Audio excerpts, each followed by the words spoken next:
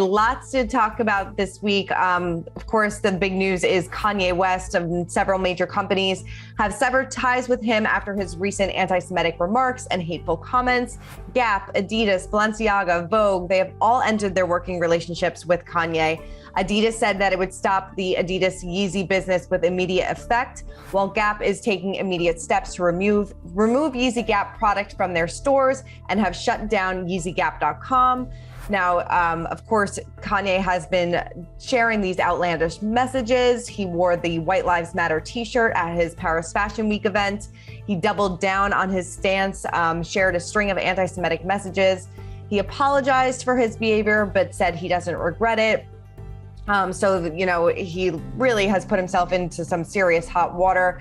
In other news, George Floyd's brother said, we talked about this last week, that he is not bringing a lawsuit against Kanye. But going back to all of these companies dropping him, I mean, when someone hurts the brand to this extent, can a company like this back out at any time?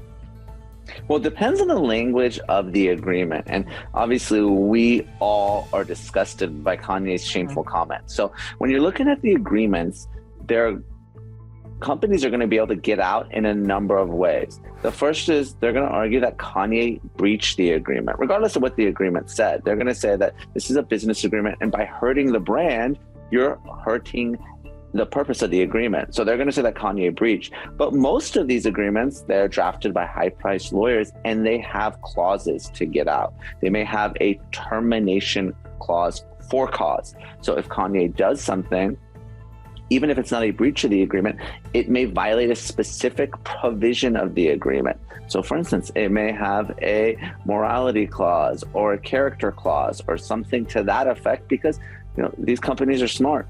They know they're dealing with someone that has a history of erratic behavior. And I'm not saying mental health or anything excuses what Kanye's done. But if they're smart, they're going to have these provisions in, because things can go sideways at any moment, allowing them to walk away. Definitely. And it seems like, I'm sure that they've thought about this all before, like you said. So can Kanye take any legal action against Gap, against Adidas, Balenciaga for terminating their business deals? Kanye can. I'm sure he's going to lawyer up, and these agreements are worth millions, probably tens or even hundreds of millions of dollars. So Kanye is going to argue that this termination violates the agreement. It's unlawful, and therefore he's entitled to damages, what they would have paid him. Of course, we know the argument on the other side. They're going to say, no, Kanye, you breached. There's going to be a lot of finger pointing, and the terms of the actual agreements, that's going to control and decide who comes out on top. Let's see if Kanye can retain a lawyer to go about doing this, since he seems to be cycling through them so quickly. Adidas reportedly intends to sell Yeezys without the name. Is that allowed? Potentially, yes. And you're right on the lawyers. Camille Vasquez was hired and she backed out. I don't think anyone wants anything to do with Kanye because he's so toxic right now, whether it's a big brand, clothing line, or even a law firm. Mm-hmm. But when it comes to the Yeezys, it depends on who owns the intellectual property rights, right? I mean, that is an incredibly valuable asset. Is it owned by Adidas? Is it owned by Kanye? And if it's owned by Adidas, they can continue moving forward regardless of Kanye's wishes. So again, the terms of the agreement are going to control. I wish I had a copy of that contract, because it would really tell us a lot and would show whether Kanye has any legal ground to stand on.